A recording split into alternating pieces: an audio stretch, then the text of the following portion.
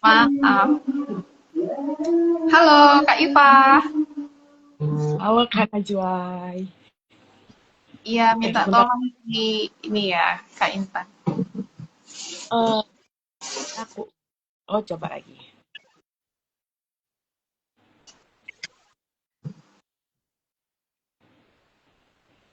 Oke.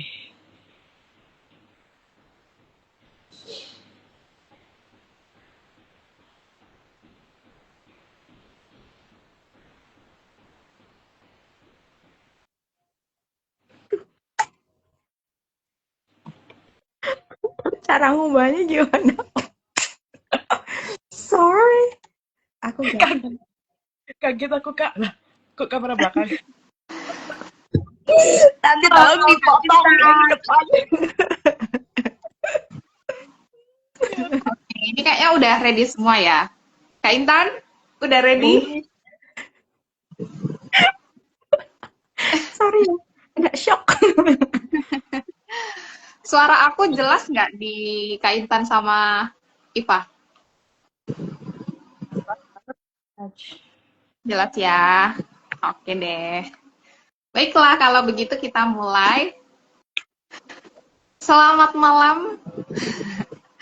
Ini sebenarnya sobat sinergi ya, tapi sinergi serasa serasa jiwa. Nah, cuma ini live-nya di tempat Kak Ifah nih ceritanya. Selamat malam semuanya, Assalamualaikum warahmatullahi wabarakatuh. Perkenalkan terlebih dahulu, aku Najwa, psikolog dari Serasa Jiwa. Dan malam hari ini kita akan membahas sesuatu yang relate banget dengan kehidupan Gen Z. Karena Gen Z itu suka bilang gitu loh, kayak aku tuh punya trauma ini gitu. Nah, makanya pada live malam hari ini kita akan bahas langsung dengan expertnya. Kita akan bahas mengenai serba-serbi trauma, memahami luka, merawat pulih. Nah, jadi sobat serasa jiwa semuanya, rekan-rekan semuanya, yang ingin bertanya, berkomentar, itu disilahkan banget ya. Nggak menunggu sesi tanya jawab. Jadi kayak ada yang kayak insight dari pemateri ataupun kemudian pengen nanya itu boleh langsung aja bertanya karena kita akan sangat mengalir aja obrolannya kayak gitu. Dan di sini yang jelas aku bersama dengan praktisi gitu ya, seorang psikolog klinis. Beliau ini adalah Kak Intan Putri Matukiroh, MPsi psikolog. Kita undang langsung beliau ini dari lokasi yang sangat jauh ya. Luar biasa kita mengundang ini effort loh teman-teman, karena beliau ini sibuk kemana-kemana gitu. Keliling Indonesia Raya. Ya, terakhir itu aku menghubungi beliau ada di Kalimantan. Ya, jadi ini pematerinya nggak kaleng-kaleng gitu ya. Kalau kita dulu bahkan menyebutnya Kak Intan ini sebagai kakak termindful ya. Iya kan? Cuma uniknya kali ini aku juga bersama psikolog dari Serasa Jiwa juga, Kak Iva Nurul Izzah, MPsi psikolog. Beliau ini juga merupakan psikolog pendidikan yang ada irisannya nih sama Kak Intan. Ternyata penelitian tesisnya juga mengenai mindful kayak gitu. Jadi cocok banget bahasan kita dengan para pemateri kita hari ini. Jadi langsung aja kita bahas bersama. Nah, cuma aku pengen tanya kabarnya Kak Intan dulu nih. Kak Intan gimana nih kabarnya? Alhamdulillah. Sehat. Sehat dan bahagia bisa berjumpa dengan kalian walaupun secara virtual. Oke, Kak. Akhirnya bisa live. Ya, akhirnya. Kak Intan mungkin bisa ini nih di-spill dulu. Kak Intan ini domisilinya di mana? Dan sekarang itu lagi apa kesibukannya? Mungkin biar teman-teman tahu nih, yang di sedomisili atau sekota sama Kak Intan, ini ada psikolog yang bisa dihubungi gitu. Oke. Sebelumnya terima kasih teman-teman sudah bersedia mengundang aku dan meluruskan sedikit tadi kalau dibilang expert enggak ya gitu. Kita apa ya sharing apa yang kemudian aku tahu gitu. Sekarang posisi ada di area Solo Raya gitu. Kalau tempat tinggal sih di Sukoharjo gitu, tapi mungkin teman-teman lebih kenal dengan Solo gitu ya. Hmm, apa namanya kalau kegiatan? Ya kegiatan psikolog pada umumnya, konseling gitu kan, melakukan asesmen begitu di beberapa tempat gitu. Jadi praktek di layanan psikologinya salah satu universitas di Solo sama di biro psikologi yang ada di Solo juga gitu. Kira-kira gitu sih. Oke. Apalagi? Nah, berarti Kak Intan ini bisa dihubungi dan ditemui secara offline bagi arek-arek Jawa Tengah. Jawa Tengah yang di Solo ada Kak Intan yang nanti bisa dihubungi. Nah, dan karena ini IG-nya Kak Intan langsung, mungkin ada yang pengen DM gitu ya, pengen konsultasi, boleh banget langsung di follow, nggak tahu nanti diterima apa enggak ya. Nah, cuma Kak Intan standby di Solo teman-teman. Jadi teman-teman yang mungkin nonton dari Jawa Tengah, ini nanti bisa langsung kunjungi aja Kak Intan. Nah, ini aku mau menyapa Kak Iva. Kak Iva sehat? Sehat, alhamdulillah sejauh ini sehat. Oke, alhamdulillah Kak Iva sehat. Tapi aku nggak menanyakan kesibukan karena tadi udah ketemu offline. Iya, jadi Posisi di Surabaya semua, dua-duanya. betul sekali. Oh, Kita masih arek Surabaya, Kak. mantap. Oke deh. Nah, kita mau langsung masuk aja ke pembahasan ya, Kak Kaitan. Nah, jadi tuh kalau kita memperhatikan masyarakat, karena sudah lebih aware, sudah lebih terbuka dengan istilah-istilah di dalam psikologi, itu sering banget gitu Kak, peristiwa-peristiwa yang terjadi yang tidak enak itu disebut dengan aku punya trauma tentang ini, kayak gitu. Nah, yang pengen aku tanyain pertama adalah sebenarnya apa sih bedanya kita stres biasa gitu ya, kayak kita punya tekanan terhadap masalah itu atau ada sesuatu yang lampau juga gitu ya, dengan trauma itu sendiri. Karena biar kita itu kayak itu tadi gitu, nggak dikit-dikit aku trauma nih kayak gitu. Mungkin itu kayak gimana menurut Kak Intan? Oke, terima kasih. Jadi kayak intinya adalah bedanya stres biasa dengan trauma, gitu kan. Kalau misalnya kita ngomongin dari segi definisi dulu, Boleh. trauma ini kan sebenarnya dua-duanya sama-sama respon psikologis, sama-sama respon emosional, begitu. Tetapi yang membedakan adalah dari trauma ini dia penyebabnya itu sesuatu yang berat yang melampaui kemampuan dia untuk bisa mengatasi itu gitu. Sementara respon stres itu dia masih tergolong wajar gitu. Ketika stresornya sudah menghilang ya sudah respon yang muncul mungkin mirip gitu. Kadangkala apa susah konsentrasi dan lain sebagainya barangkali sama, tapi ketika stresnya sudah menghilang maka ya hilang, sorry, stresornya yang hilang, maka respon stresnya adalah hilang gitu. Nah, sementara trauma ini bisa jadi berkepanjangan begitu. Jadi sesuatu yang dianggap berat itu belum tentu trauma, tapi sesuatu yang terlalu berat, terlalu cepat, kemudian terlalu berkepanjangan itu bisa jadi menyebabkan trauma gitu.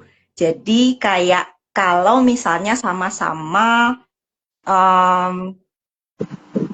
dalam kondisi bencana gitu, ada orang yang reaksi munculnya adalah stres gitu, dan kalau sudah berlalu maka dia tidak memunculkan gejala-gejala lainnya, tapi bisa jadi di orang yang lain memunculkan respon traumatik di kemudian hari itu hal-hal yang respon muncul pada saat kejadian bencana itu muncul bisa jadi dialami lagi gitu. Kayak misalnya sering kaget, kemudian flashback, kayak apa? Mengalami kejadian yang itu. Jadi bukan sekedar cuma ngingat gitu, mengingat masa lalu, tapi seolah-olah mengalami kejadian itu gitu.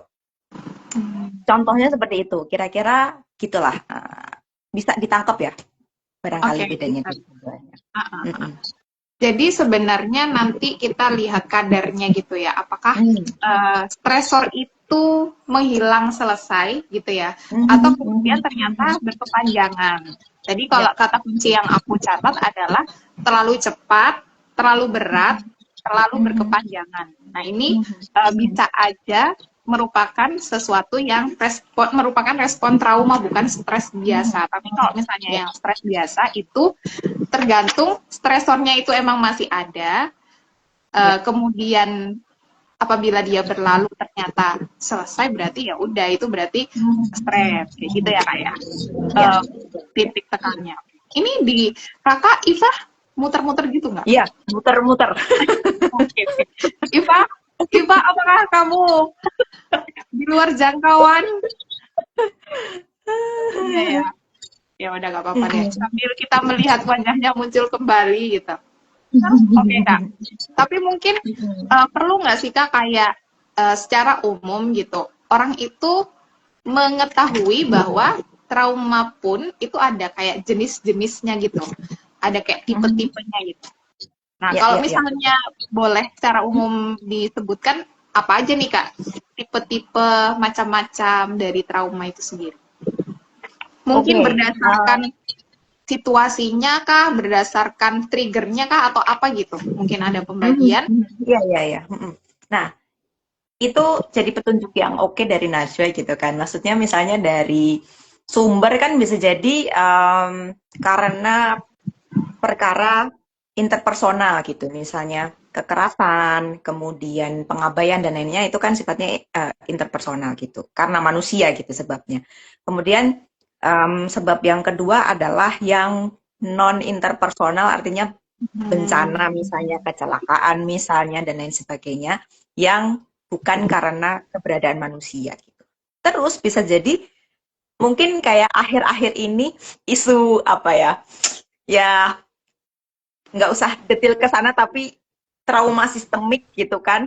Beberapa waktu yang lalu kan teman-teman bikin movement, maksudnya sharing-sharing tentang trauma sistemik gitu kan, karena misalnya apa rasisme yang sudah mengakar dan lain sebagainya, atau misalnya genosida misalnya, atau peperangan di dalam negaranya gitu misalnya, itu kan juga bisa menimbulkan trauma. Terus tadi misalnya karena kita ngomong di awal bisa jadi terlalu berkepanjangan dan lain sebagainya, bisa dilihat dari sisi apa sebutannya ya, durasi dan kejadiannya ya gitu. Kayak misalnya kita ngomong trauma akut, artinya biasanya sih sebabnya tunggal gitu.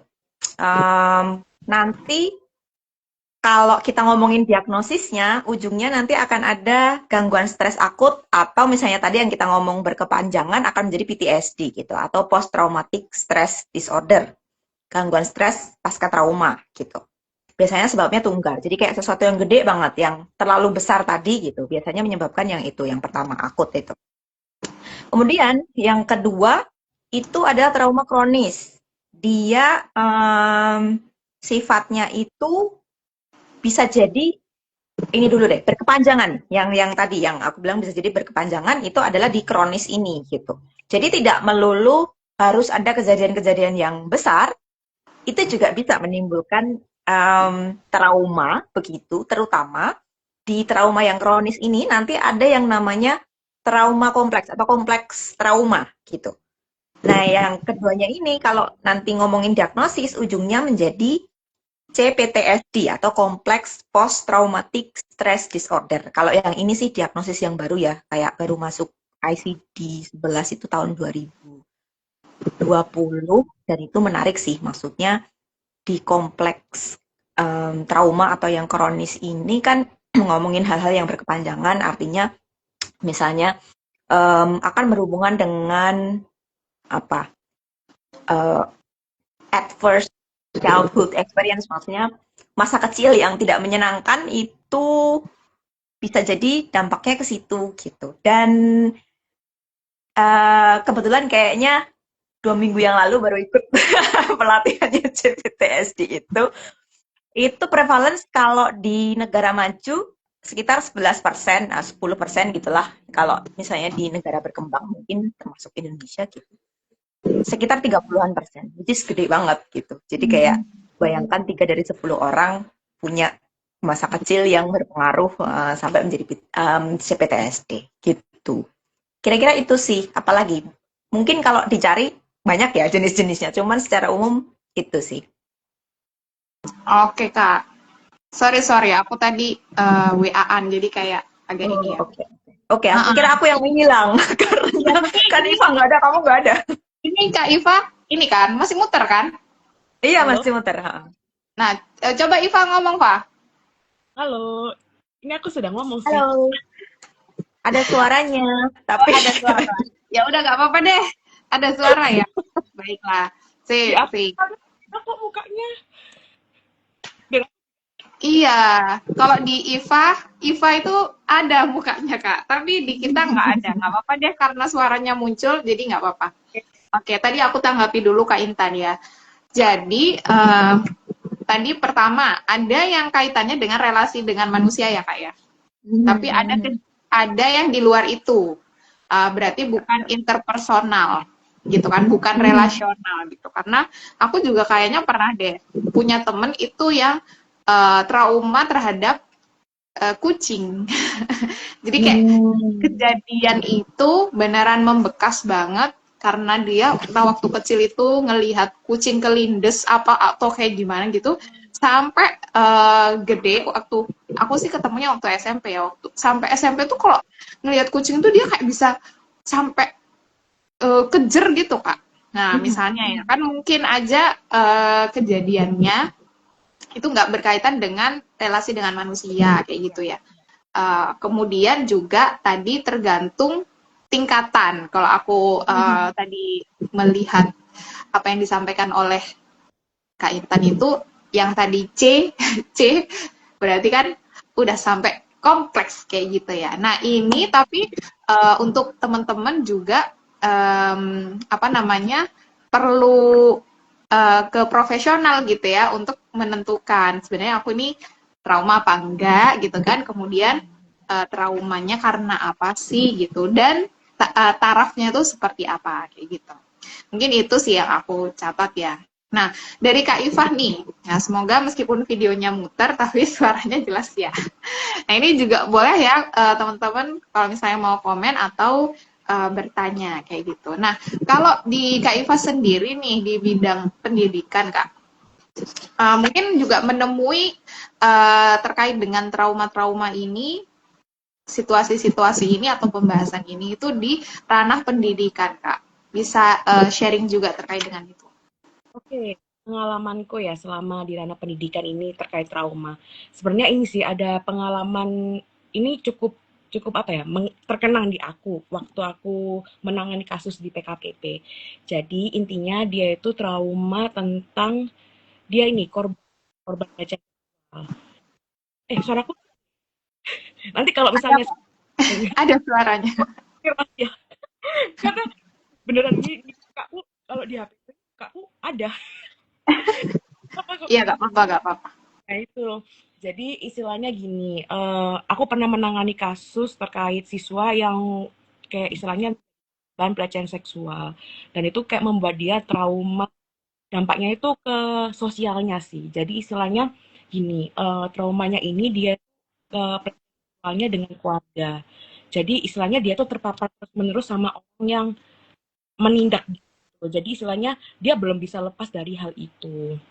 Nah, sebenarnya ini ya, mungkin benar kata Mbak Intan tadi ya, kita bisa mendefinisikan trauma itu kita dia dari apa namanya? Dari berulangnya dan berkepanjangannya ya. Dan membawakan dampak yang cukup signifikan di hidupnya atau mengganggu hidupnya lah istilahnya kalau gampangnya gitu. Nah, itu mungkin itu ya kalau secara klinis sih aku belum pernah secara apa ya langsung untuk menangani kasus kayak terkait korban trauma gitu. Tapi yang paling terkenal itu tadi yang gara-gara eh, sebenarnya dia tuh kayak karena saking traumanya dengan lingkungan sosialnya kayak dia tuh sampai mengurungkan diri gitu intinya kayak nggak mau bersosialisasi dengan teman-temannya gitu. Nah itu cukup ini sih apa namanya eh, membawakan dampak ya istilahnya gitu sama anaknya waktu itu. Oke.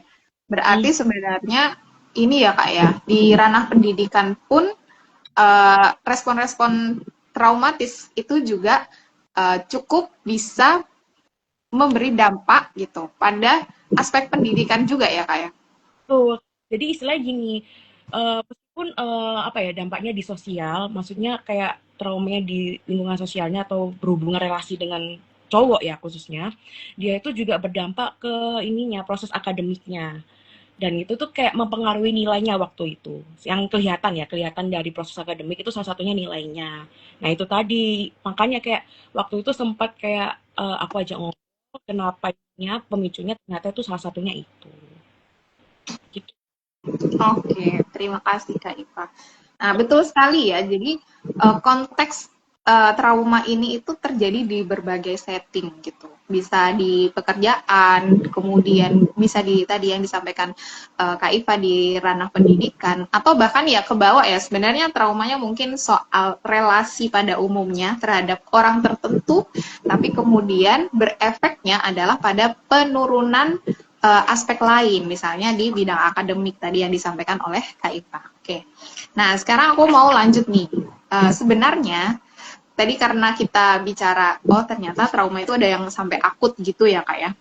Nah, memangnya apa sih Kak yang terjadi di tubuh kita sampai kemudian kita itu bisa punya respon tidak adaptif itu gitu, kayak orang bisa sampai mungkin uh, nge-freeze gitu kan, orang bisa sampai lari, orang bisa sampai ketakutan, orang bisa sampai macam-macam ya sebenarnya respon terhadap situasi traumatis yang ke-trigger itu gitu. Tapi emangnya sedang terjadi apa di dalam tubuh kita sampai memunculkan respon traumatis gitu. Kak Intan. Oke. Oke. Kalau ngomongin trauma, itu tidak akan lepas dari mekanisme otak dan tubuh itu bekerja gitu. Kalau misalnya teman-teman pernah mendengar buku yang judulnya The Body Keeps the Score, itu karena memang sangat erat hubungannya dengan itu gitu. Trauma itu disimpan di dalam tubuh. Dan banyak sih sebenarnya Kak mau dibaca dari sudut mana gitu ya. Tapi kalau misalnya menjawab dari yang dibicarakan sama Najwa tadi, berarti kita akan ngomongin automatic nervous system-nya atau sistem saraf otonomnya gitu. Apa namanya? Jadi kayak di kita itu ada beberapa jenis syaraf tadi kayak misalnya aku ngomongin bahasa awamnya aja ya, karena kalau istilah-istilah ininya jadi agak kompleks nanti. Yang pertama itu yang bekerjanya itu ketika kita lagi rileks, berinteraksi, terhubung dengan orang, itu tuh ada di situ gitu. Tapi kemudian ada di bagian yang kedua itu di yang simpatik atau bukan. Dia itu yang ketika ada stres, ada stresor gitu tadi kayak yang Najwa bilang. Responnya muncul antara fight atau flight gitu. Jadi contohnya ketika kita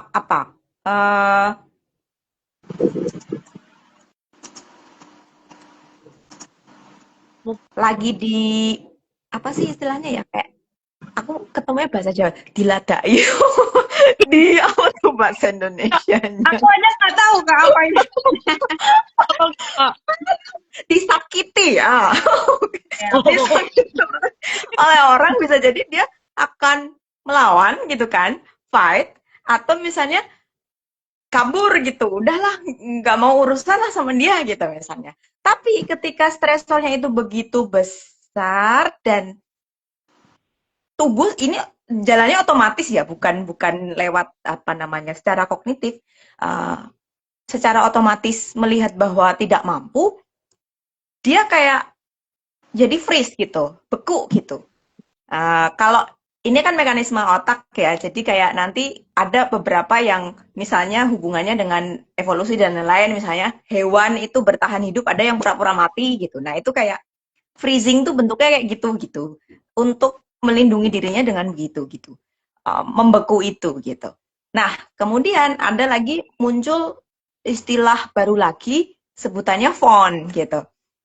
Kalau font ini tidak masuk di dalam area mekanisme yang secara biologis tadi, tapi neurobiologis tadi, tapi kayak itu biasanya terjadi karena kita akan ngomongin trauma yang kronisnya. Kalau sudah berkepanjangan, biasanya akan memunculkan mekanisme bertahan hidup, survive-nya itu bisa jadi, faun itu jadi kayak berusaha untuk menjadi baik di depan orang atau sumber traumanya gitu. Jadi kan kalau misalnya tadi ngomongin fight itu kan justru dilawan gitu. Nah ini tuh justru sebaliknya gitu. Kayak dibagusin. Kayak berusaha survive-nya adalah kayak people pleasing gitu. Untuk ya udah ngikutin aja gitu. Jadi penurut gitu, nggak punya boundaries gitu misalnya. Tapi itu efek berkepanjangan, bukan karena mekanisme biologis gitu. Kalau yang biologis ya yang tiga tadi gitu. Fight, flight, sama freeze gitu. Kira-kira begitu. Oke, oke. Berarti Berarti itu kalau berarti tergantung ini ya Kak ya. Maksudnya tergantung seberapa dia, seberat apa gitu ya. Maksudnya itu juga akan menentukan respon mana gitu kan. Nah, Ya. dan kalau misalnya itu tadi ini Kak, apa namanya? Apa namanya? Dia akan merespon yang mana dari dua pilihannya Kakak itu? Kayak menghindar atau kemudian malah menjadi istilahnya itu jadi kita kayak jadi nurut gitu kan karena takut kan dengan itu gitu. Itu akan terjadi karena apa gitu? Secara otomatis tubuh kita yang memilih atau kayak gimana? Yes. Ya. Karena ya tadi bekerjanya kan automatic nervous system gitu. Jadi bukan karena memilih, oke, aku akan memilih untuk melawan. Jadi kayak misalnya sering kan kita dengar misalnya ada di sosmed lagi rame sesuatu gitu misalnya. Ada kejadian tidak menyenangkan, misalnya pelecehan atau kekerasan dan lain-lain. Terus dia cuma bisa diem misalnya.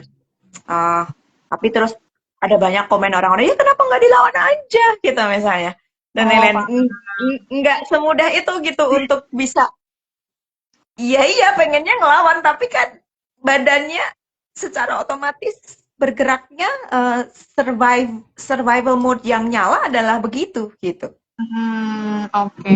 Berarti sama seperti respon emosi lain yang di bawah sadar gitu nggak sih Kak? Ya. Maksudnya kayak kenapa semarah itu? Kadang gitu kan. Ternyata kita punya respon yang kita tuh secara kognitif nggak pengen, tapi tubuh kita begitu gitu ya.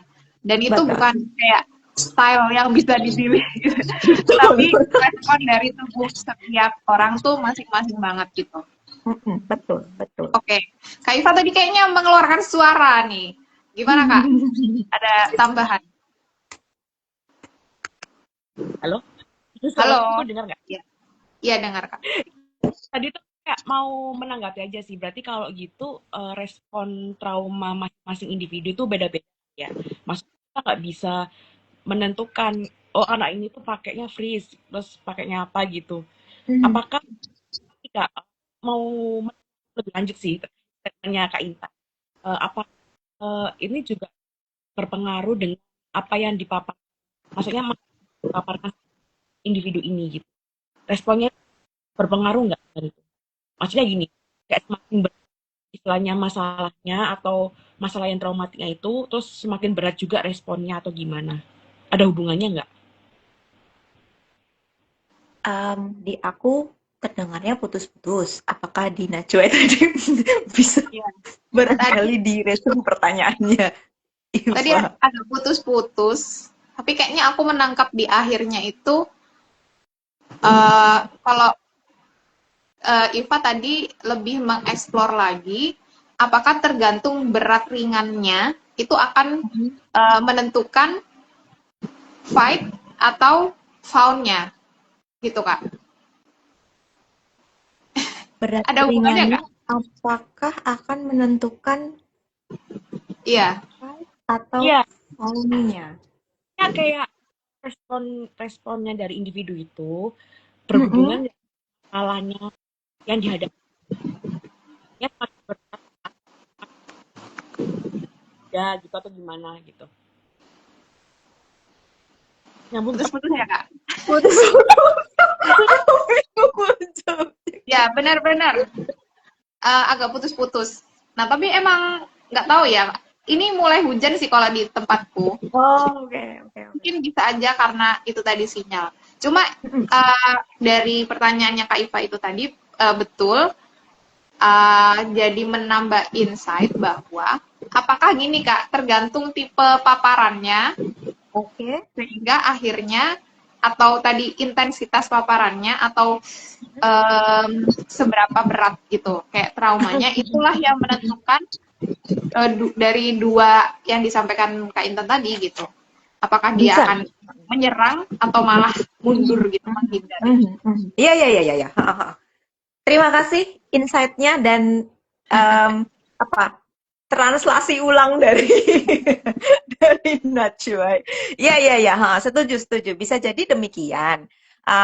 Aku tidak mau memberikan jawaban yang pasti kalau misalnya karena aku belum membaca lebih lanjut misalnya apakah dari segi penelitian misalnya dari segi paparan kayak gimana gimana gitu. Tapi kalau misalnya kita menggunakan logika secara umum bisa jadi iya gitu. Eh, Fight itu kan jadi kayak sesuatu yang dianggap ya udah aku bisa ngelawan gitu kan. Menghindar bisa jadi tarafnya akan lebih berat daripada yang fight tadi gitu. Atau freeze itu yang ketika itu terjadi itu nggak ada jalan keluar untuk dalam artian bisa selamat gitu. Udah akhirnya membeku gitu. Nah, kebanyakan yang di yang sangat traumatis itu yang terjadinya tuh di freeze itu sih gitu. Kalau fight flight itu kan nanti mungkin respon stres yang tadi kita omongin bisa jadi gitu kan. Masih ada daya untuk ini. Nah, kalau misalnya yang terutama yang kompleks trauma itu biasanya akan di apa namanya? Yang freeze itu gitu. Terutama misalnya kalau ngomongin faun seperti yang aku bilang tadi itu biasanya justru munculnya memang dari yang kompleks gitu, bukan muncul dari trauma yang tadi kan kita ngomongin jenis-jenis trauma bukan dari trauma yang sifatnya akut gitu atau yang hanya tunggal atau sesuatu yang sangat berat tapi lebih yang berkepanjangan gitu. Misalnya kan abuse dari orang tua misalnya, tapi kan nggak bisa keluar dari kondisi rumahnya yaitu orang tuanya gitu ya. Mau nggak mau satu-satunya jalan untuk dia bisa survive adalah dengan phoning gitu, dengan ya menjadi penurut ke misalnya abuser itu yang dalam konteks ini adalah orang tuanya gitu. Kira-kira Oke. begitu. Oke, berarti kesimpulannya dia itu bukan urutan ya Kak ya, bukan kayak urutan tertentu gitu, tapi betul-betul tergantung bisa jadi kapasitas individu juga ya kayak tadi berarti. Iya. Tergantung ternyata tubuh kita itu mengidentifikasinya itu karena kita punya insting sebenarnya ya, kita akhirnya ngelawan, kabur, menghindar, atau sampai nggak berkutik, nggak bisa ngapa-ngapain gitu badannya itu udah kayak nggak ngerti harus kayak gimana makanya sampai nge-freeze kayak gitu. Kak Iva, apakah Anda masih ada kan? Apakah suara saya terdengar? Oke, Nggak ada. terdengar. Ya ini aku pastiin emang muka aku nggak kelihatan ya dari tadi. Jadi Iya. maaf ya. Coba pakai internet yang Atau lain. bisa nggak sih keluar dulu terus masuk lagi gitu? Atau jangan-jangan Nah, ini sebenarnya Nah, mau coba itu Kak. Cuma kan yang memulai live-nya kan Iva. iya, Takutnya takutnya tuh kayak nggak tahu kita mati berakhir. semua apa enggak gitu. nah ya itu tadi Iya, iya, iya. apa ya Iya, dia tapi sebenarnya kalau mau coba gimana? Mau coba tak? Lalu kita akhiri. dengan ya. Iya, karena emang tadi masih suaranya masih oke ya Kak ya. Meskipun Mm-mm. masih buletan gitu. Tapi yang terakhir tadi agak putus-putus juga jadinya suaranya. Kalau sekarang Kalau sekarang gimana Kak? aman kan? Lumayan Aman? sih kalau karena ngomongnya kan pendek lumayan terdengar ya. Cuman kadang Iya. kalau panjang Ya nggak ngerti. Heeh, heeh, heeh. Oke, oke deh. Nanti udah. kalau misalnya sekali lagi ternyata nggak kedengar, nggak apa-apa deh. Coba Kak nanti entah ganti jaringan atau keluar dulu. Semoga masih aman live-nya. Oke. Nah, tadi kan kita udah ngomongin soal definisinya, kayak gitu kan, jenisnya, terus mekanisme apa yang terjadi pada tubuh kita. Nah, cuman biasanya teman-teman itu gitu kan agak rancu juga sebenarnya perilaku apa gitu atau kemudian gejala psikologis apa yang menunjukkan dia itu punya trauma. Kadang kan ada yang nggak ngerasa juga kayak baru di notice sama orang kayak gitu terus kayak orang yang aneh ngelihat polanya kok kayak gini kayak gitu atau bahkan sampai ke profesional dulu baru dia tahu gitu loh ternyata ini adalah respon-respon traumatis. Memangnya gejalanya seperti apa Kak? Oke. Em, kita pisahkan dulu antara tadi kan kita ngomongin trauma ya. Trauma itu kan respon psikologis gitu. Yang mana aku lupa tapi ya prosentasenya. Setiap orang itu pasti punya kemungkinan besar punya trauma itu gitu. Tapi pertanyaannya apakah sampai mengarah pada gangguan atau tidak kan gitu. Hmm, Karena kebanyakan orang, aku juga lupa presentasinya, mohon maaf, bisa untuk mengatasi itu dengan sendirinya atau seiring waktu itu bisa, tapi kemudian ada beberapa yang tadi misalnya ketika intensitasnya dan lain sebagainya, durasinya dan lain sebagainya itu berat, bisa dan berpengaruh atau berdampak di dalam kehidupannya sehari-hari, maka itu bisa jadi menjadi gangguan trauma gitu kan. Yang tadi kalau kita ngomongin kan ada apa namanya PTSD sama CPTSD gitu. Jadi yang aku omongin di sini adalah gejala-gejala yang barangkali muncul pada orang dengan gangguan trauma gitu. Contohnya tadi sedikit beberapa kita sebut apa namanya mengalami seolah-olah mengalami kejadian itu kayak apa sebutannya re-experiencing atau reenactment gitu seolah-olah berada pada situasi uh, tersebut Kayak kembali dan ke masa traumatis itu gitu. dan bisa jadi gini kalau misalnya ngomongin yang PTSD jadi PTSD itu contohnya gini kayak misalnya prajurit perang gitu. Uh, dia sudah kembali itu bentuknya reenactment ini kayak apa flashback tentang kejadian yang di sana seolah-olah sedang berada di lingkungan perang gitu misalnya dan lain-lain. Tapi kalau yang kompleks PTSD karena misalnya yang kompleks ini karena sumbernya tidak tunggal. Banyak bisa jadi macam-macam berulang terus berkepanjangan tadi dan dia nggak bisa keluar dari situasi itu. Contohnya karena isu pengasuhan misalnya. Itu reenactment-nya kayak apa gitu. Pernah dengar kayak gini. Aku nggak pengen punya pasangan kayak bapakku, kayak ibuku gitu misalnya. Tapi ketika dia nyari pasangan, Itu Kayak gitu. gitu. Jadi bentuknya bisa jadi kayak gitu, kayak dia masih berada di situ gitu, kayak masih ada di dalam trauma itu gitu misalnya. Kadangkala kalau misalnya em, contoh bapaknya abusive ke ibunya. Kalau dia mengidentifikasi dirinya sebagai bapak, bisa jadi dia yang abusive gitu di dalam relasinya, atau kalau dia mengidentifikasi sebagai ibunya, ketemunya orang yang abusive muruk gitu pasangannya. Kira-kira begitu. Hmm. Terus ada ciri atau gejala yang lainnya adalah avoidance, menghindari sesuatu. Menghindari ini bisa jadi sifatnya eksternal, maksudnya secara fisik ada gitu yang dihindari, tapi bisa jadi sifatnya internal, yang di dalam pikiran, perasaan terkait apapun sumber trauma itu dihindari gitu. Nah, itu bisa jadi salah satu ciri, dan itu bisa apa ya? Terjadinya tidak sadar. Bukan karena kebanyakan tidak sadar sih. Jadi kayak menghindari tempat atau menghindari apa namanya? Ya sesuatu atau hal-hal yang berhubungan dengan yang menyebabkan trauma itu gitu misalnya, atau kadangkala ya tadi menolak memikirkan tentang itu, bahkan bisa sampai di gejala disosiatif. Gejala disosiatif itu kayak dia sudah tidak terhubung lagi dengan tubuhnya, seolah-olah kayak kayak kalau misalnya pakai ilustrasi tuh kayak jiwanya sudah tidak Ya, ada di dalam ininya Oh. gitu. Jadi udah bahkan sering lupa gitu.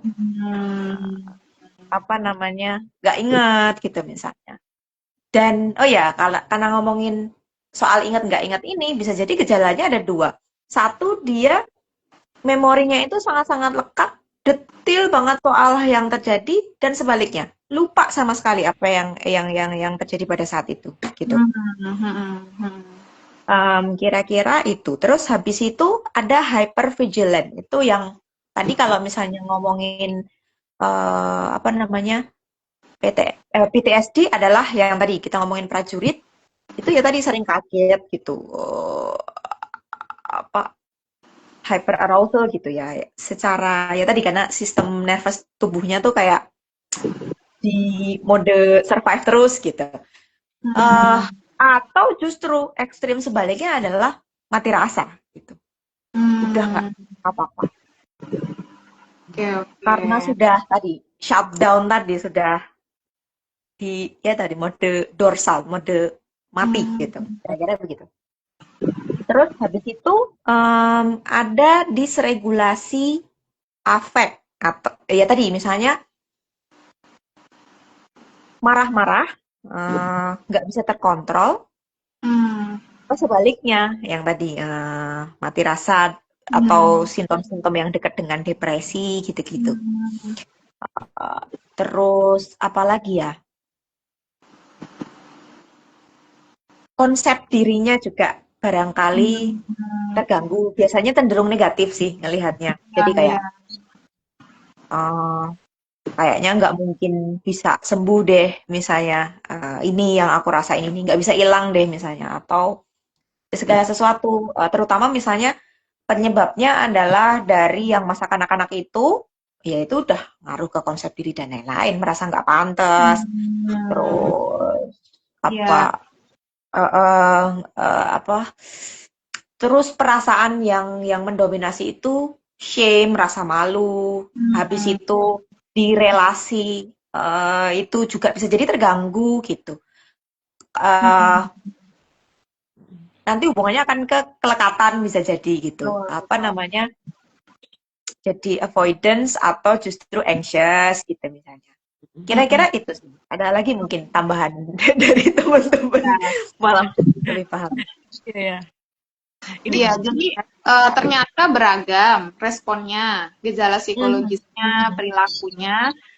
Nah, tetapi yang aku garis bawahi tadi adalah tidak sadar. Sebenarnya kayak bukan perilaku yang kayak, oh aku gatel misalnya gitu ya, enggak kan kayak, tapi bahkan halus banget yang orang kadang sampai nggak ngerti kalau itu adalah respon trauma, sehingga bisa aja ternotisnya tuh bukan diri sendiri tapi orang lain yang udah melihat kok kayak gini, kok kayak gitu, misalnya kayak gitu ya. Yang akhirnya ya makanya itu butuh POV atau bantuan dari orang lain termasuk profesional. Oke, thank you Kak. Kak Iva, Hai. kalau yang di dunia pendidikan nih Kak, apa gejala yang sering muncul gitu Kak? Gejala psikologisnya atau kemudian perilakunya gitu yang pernah Kakak temui? Mungkin tadi menambahkan dari yang disampaikan Kak Intan. Yaitu, oke. Suaraku aman kan sekarang? Aman-aman. Iya. Jadi kalau nggak aman, putus-putus Aman-aman. Ya, suara gede ya? Hah? Halo? Iya Kak, coba ngomong dulu Kak. Kita lihat dulu. Ya, oke. Jadi ya, kalau dari setting pendidikan, tadi Kak Intan sudah memaparkan kan bagaimana kalau dari setting klinisnya ya, maksudnya dari setting fisiologisnya itu kayak gimana bentuknya. Nah, kalau di pendidikan itu kita itu bisa lihat dari pola perilakunya dia selama dia belajar. Kalau dalam settingnya, misalnya nih ada kayak istilahnya kalau kita sekarang bilangnya red flag ya. Nah, tuh kayak misalnya dari segi pemahaman materi dia belum paham. Nah, kok nggak paham-paham? Maksudnya kayak susah untuk menangkap suatu materi dilihat dari itu. Terus kalau outputnya dilihat dari nilainya juga. Sebenarnya ini sih, kalau dari akademik itu kita lihat proses pembelajarannya itu terhambat atau enggaknya si anak ini yang terpapar itu. Dan juga bisa dilihat dari apa ya, dari selain sisi kognitif, kita juga bisa lihat dari sisi sosialnya.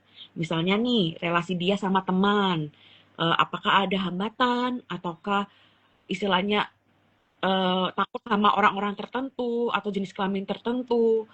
Itu bisa perhatikan atau jadi itu tanda utamanya ya gitu.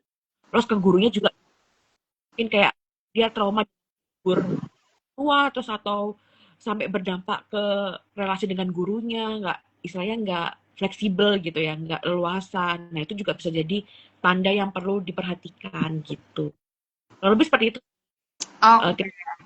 Berarti sebenarnya tadi ya, kalau di dunia pendidikan itu juga ngefek ke proses berpikir tadi, kognitif ya. Bisa jadi bukan karena IQ-nya, bukan karena dia nggak mampu memproses pembelajaran itu secara kapasitas otaknya gitu, tetapi ada situasi emosi yang membuat akhirnya dia jadi kesulitan juga. Dan ini real, bener tadi yang disampaikan Kak Iva. Aku tuh pernah kan dapat klien, sebenarnya konsulnya tuh masalah skripsi.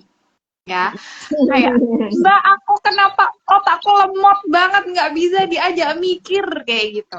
Nah, ternyata digali jauh itu situasi yang tidak menyenangkan itu triggernya dari dia disebut sebagai saraf lemot. Saraf lemot sama temennya. Terus relasi itu akhirnya memecah pertemanan mereka.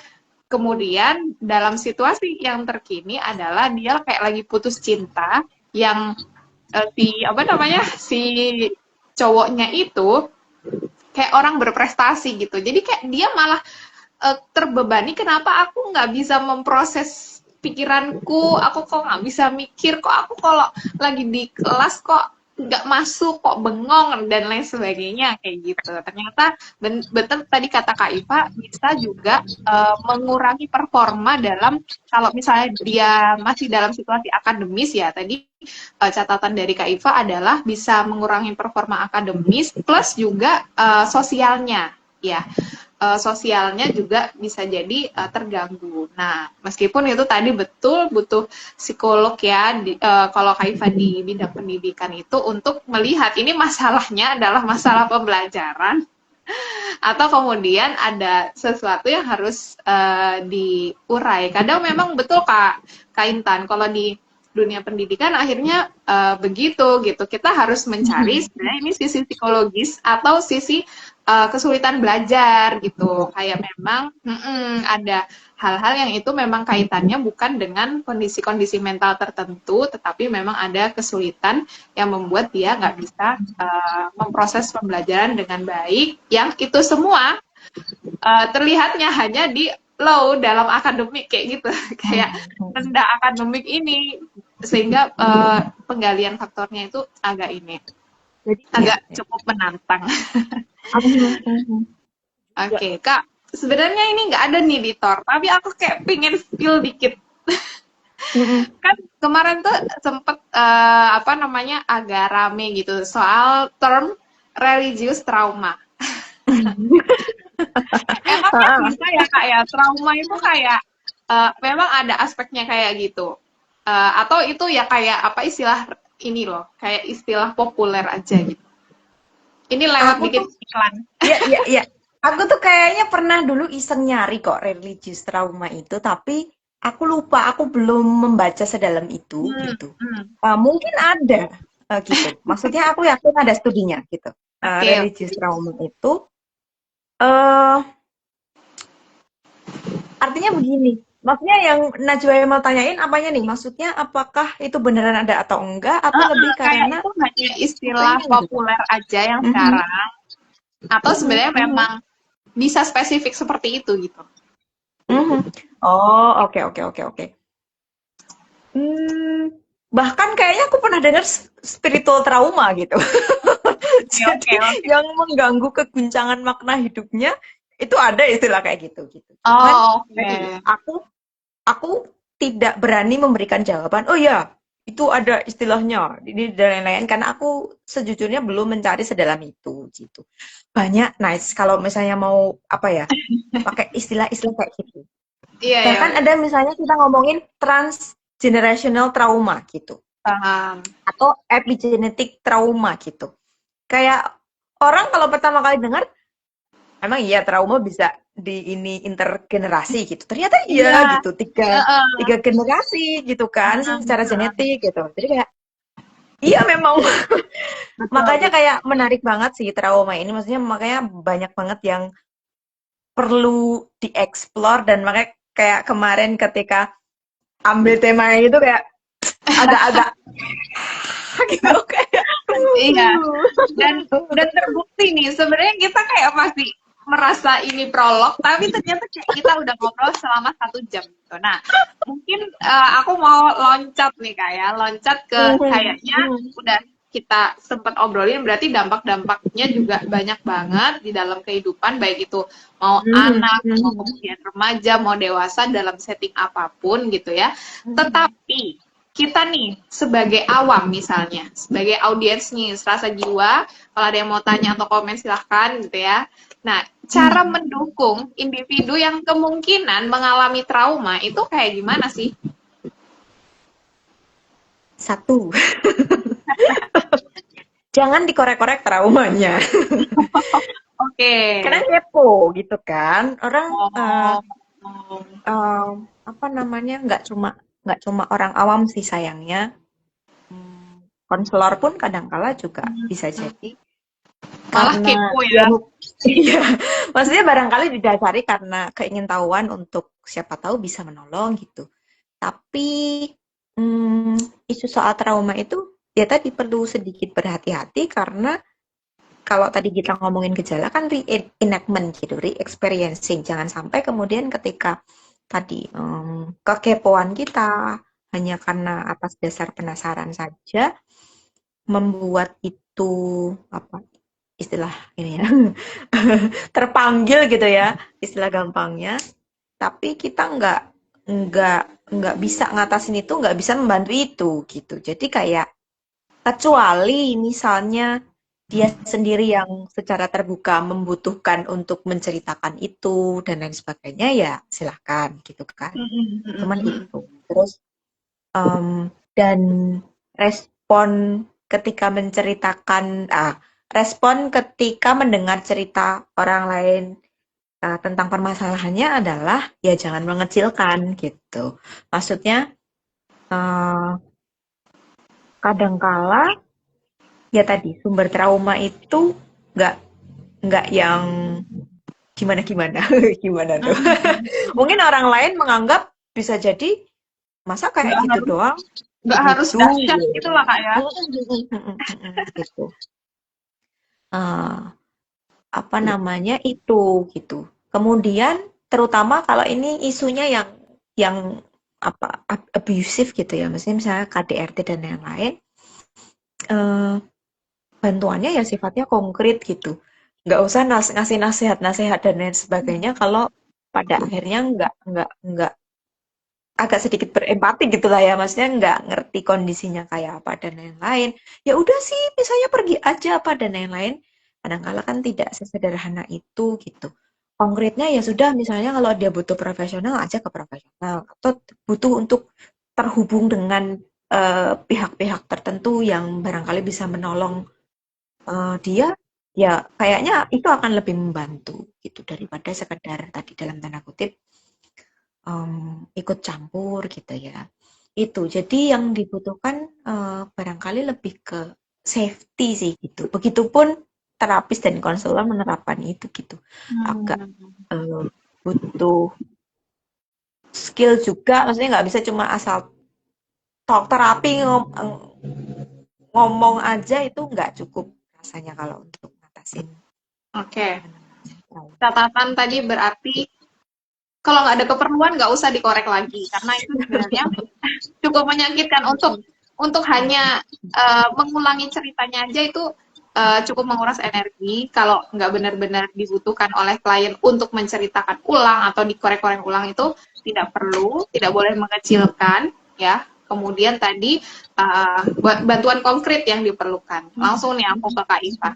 Kalau menurut Kak Iva berarti Kak kapan gitu ya seseorang itu yang tadi mungkin ada gejala atau ngerasa-ngerasa respon-respon emosional yang tidak terkendali kan tadi kata Kak Intan kan berarti di luar kapasitas gitu ya. Kapan harus mencari bantuan profesional memangnya Kak Ipa?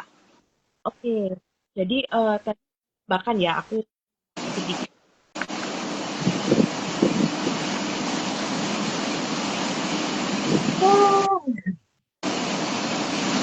Nggak ada suaranya Kak. jadi suaranya kan tadi ada suara hujan. Tapi benar sih, ini hujan deras di sini. Oh, di tempatnya Najwa. Iya. Kak, halo Kak Iva? Halo. Ya, ya sekarang muncul. Coba lagi. Iya.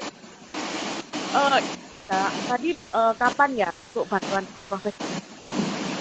Nah, itu perlu di notice kapan enggak itu dilihat dari oleh kliennya atau oleh jadi misalnya kalau itu tahan dan jangka panjang itu bisa kita jadikan istilahnya kadang kita butuh ke profesional tuh ya. Dan juga ada beberapa juga ini apa namanya gejala-gejala yang menjurus atau kecenderungan untuk menyakiti dirinya, misalnya nih sampai ingin bunuh diri gitu, misalnya dengan trauma itu sampai ingin mengakhiri hidupnya. Nah itu kan salah satu apa ya distorsi kognitifnya kan, maksudnya ada suatu permasalahan di kognitifnya itu. Nah itu bisa lanjutkan ke profesional biar istilahnya bisa ditindak lebih lanjut. Itu sih Kak, maksudnya kuncinya adalah kapan kita perlunya ke profesional itu dilihat dari gejalanya itu bertahan lama atau merugikan nggak sampai merugikan ke fungsi hidupnya, dan juga ada gejala atau indikasi ke ingin mengakhiri itu apa menyakiti dirinya sendiri gitu. Oke. Betul. Setuju sama Kak Ipa bahwa sebenarnya ke psikolog itu nggak harus lah ya ketika udah parah banget, depresi banget gitu ya, udah tengkar sama pasangannya gitu, mungkin gitu ya kayak tetapi Betul, tetapi sebenarnya bahkan untuk membantu identifikasi ini sebenarnya responku kayak gini tuh masih normal atau enggak itu boleh kok gitu ya. Kita ke profesional. Nah, di sini ada kalau di Surabaya teman-teman bisa ke Serasa Jiwa, kalau di Solo bisa ke Kaintan gitu ya. Oke, terakhir Kak, ini aku tunggu ya responnya para penonton apabila ada komentar atau kemudian ada pertanyaan masih dipersilakan. Terakhir sebelum kita mengakhiri karena ya biasa ya kalau ngobrol sama Kak Intan nih kayaknya begadang gitu ya. Kayaknya perlu Begadang satu gitu minggu ya. deh. Perlu ber SKS gitu. Nah, Beberapa SKS. biasanya nih Kak yang seru Kak, mitos atau fakta gitu. Ya, mitos atau miskonsepsi apa sih yang mungkin kayak perlu diluruskan gitu di tengah-tengah masyarakat? Ada nggak Kak kira-kira soal trauma ini? Apa ya? Kalau ini kayaknya harus nanya survei dulu ya gitu. Ini sih Kak, Cuma aku pernah tahu. Oke, boleh. Biasanya ini, kalau orang yang terpapar trauma itu biasanya dianggap lemah. Istilahnya, wah cupu banget sih gitu aja sampai trauma, biasanya kayak gitu. Paham. Nah, padahal kan kita nggak tahu ya kapasitas orang menanggapi suatu Betul. kejadian kan kayak gimana ya, maksudnya parah apa gitu, setraumatik apa. Nah, itu biasanya tuh orang-orang kayak meremehkan dari situ. Biasanya gitu. Oke. Nah, Berarti kayak istilahnya orang yang trauma sama dengan cengeng gitu misalnya. ya lemah gitu lah. Gitu ya kayak cupu banget coba kayak gitu doang trauma gitu. Itu nggak sih? Iya, itu sih yang sering terjadi di Gen Z ya, di era Oke. sekarang. Tapi berarti pelurusannya gimana Kak Intan? Dari mitos yang tadi disampaikan Kak Ipa itu. Oke. Karena tadi kan kita sudah banyak bahas juga, termasuk kita ngomongin tadi mekanisme tubuh dan otak, bagaimana kemudian trauma itu terjadi. Bukan kita yang minta gitu. Betul. Untuk menjadi traumatis akan misalnya kejadian atau beberapa event kehidupan kita gitu kan. Ya itu bentuk bertahan hidup, survival gitu. Yang pada saat itu muncul secara otomatis adalah dengan cara demikian gitu. Untuk melindungi dirinya adalah dengan cara demikian gitu. Bukan karena atas pilihan, dan apalagi kalau kita ngomongin trauma yang sifatnya kompleks yang munculnya dari masa kanak-kanak. Kita tahu bahwa masa kanak-kanak itu tidak berdaya, nggak ngerti harus apa ketika dihadapkan dengan situasi-situasi yang di luar kendali, situasi yang mungkin bagi orang dewasa kelihatannya, halah cuma kayak gitu, misalnya dikomentarin apa dari orang tua, tapi untuk anak kecil bisa jadi itu sesuatu yang amat sangat mengagetkan, menakutkan, membahayakan, mengancam kan. Iya. Kita nggak tahu ya kayak tarafnya tuh sejauh apa dampaknya di dirinya individu itu ya. Respon tersebut bukan pilihan seseorang itu gitu kan ya berarti. Betul. Itu tuh kayak mirip ini nggak sih Kak, kayak psikosomatisnya orang tuh bener-bener beda-beda banget ya nggak sih? Ada yang kenanya itu gatel gitu, ada yang kenanya itu mah, ada yang kenanya itu migrain gitu loh. Ternyata respon tubuh aja yang milih sakitnya itu apa gitu dari kondisi mental seseorang, bukan dia memilih untuk sakit itu gitu.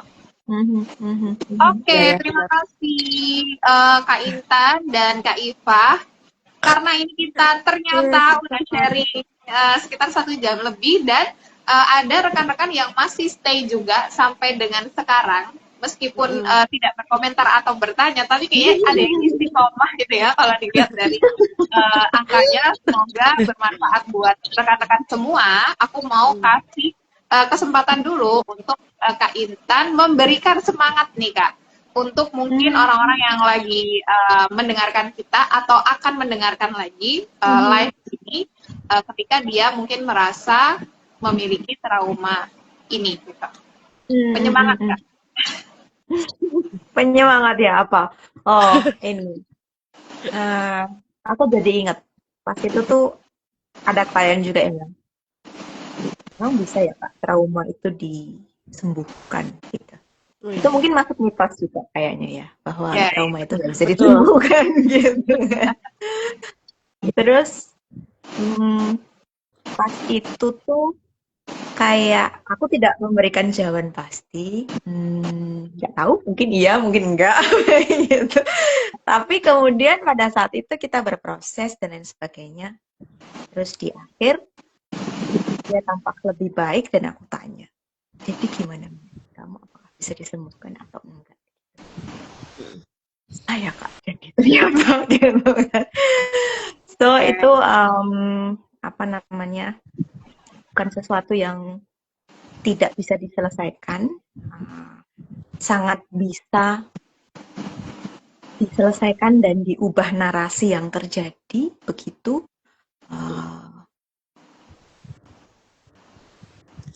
Apa ya, ya itu sih mungkin lebih memberikan harapan ke situ, tapi kemudian ya silakan teman-teman juga mengenali dirinya sendiri apa yang dibutuhkan. Barangkali tadi kayak Ifah cerita sudah mengalami hal-hal yang sudah sampai segitunya dan lain-lain, ya silakan hubungi profesional gitu, terutama yang punya concern atau apa namanya minat di bidang trauma gitu, karena oke. agak-agak berbeda gitu penanganannya kalau trauma ini. Oke, berarti Begitu. sebenarnya nggak pasti gitu, ada kesembuhan langsung gitu. Tetapi cobalah kita berproses dulu, karena ternyata berproses itu juga mungkin adalah bagian dari penyembuhan. Gitu. Oke, dari Kak Ifah, penyemangatnya Kak. Oke, gini ya. Mungkin kalau kita bilangnya ini ya, penyintas trauma ya, survivor trauma gitu ya. Itu sebenarnya menurutku itu mereka itu lagi berjuang untuk menuju ke cari yang tempat aman untuk dia gitu kan. Maksudnya trauma itu kan istilahnya suatu hal ketidaknyamanan yang dirasakan oleh individu, dan akhirnya kalau misalnya kita berjuang untuk memberantas trauma, berarti kita sedang berjuang untuk mencari tempat aman untuk diri kita gitu. Nah sebenarnya prosesnya itu ya nggak bisa cepat, tergantung individunya juga masing-masing gitu kan. Dan juga ini sih aku menambahkan dari closing statementnya Kak Intan. Kalau misalnya butuh bantuan atau misalnya nggak sanggup untuk menangani sendiri, kalian nggak apa-apa kok kayak ke profesional gitu untuk memberantas khususnya yang trauma ini ya. Karena tadi benar kata Kak Intan, kalau trauma itu sebenarnya masalah yang kompleks, nggak bisa kita selesaikan dengan cepat ataupun dengan sekejap gitulah intinya. Begitu Kak kurang lebihnya. Oke, terima kasih Kak Iva dan Kak Intan atas waktunya, Terima sangat kasih Kak Intan. insightful dan apa namanya, daging banget gitu ya pembahasannya. Bahkan bagi aku banyak hal-hal baru ya yang aku dapatkan dari obrolan kita pada malam hari ini. Dan karena ini adalah sifatnya abadi, tak lekang oleh waktu, karena kita akan post rekaman ini.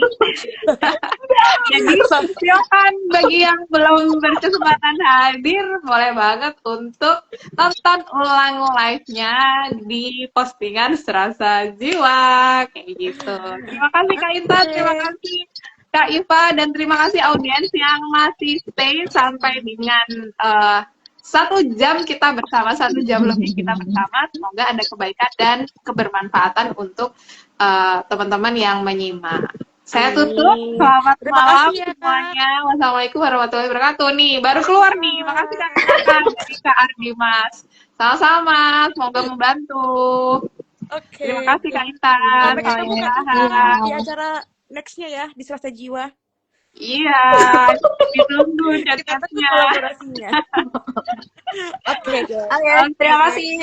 bye bye.